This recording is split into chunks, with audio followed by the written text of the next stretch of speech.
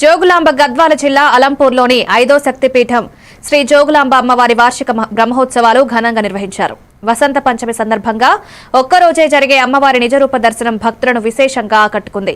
సాధారణ రోజుల్లో స్వర్ణాభరణాల అలంకరణలతో దర్శనమిచ్చే అమ్మవారు ఈ రోజు ఎలాంటి అలంకరణ లేకుండా దివ్యమంగళ విగ్రహ రూపంలో దర్శనమిస్తారు. చివరి రోజు 3000కు పైగా కలశాలతో అమ్మవారి మూల విరాట్కు అభిషేకాలు నిర్వహించారు. ఎమ్మెల్యే విజయుడు అమ్మవారిని దర్శించుకుని ప్రత్యేక పూజలు చేశారు.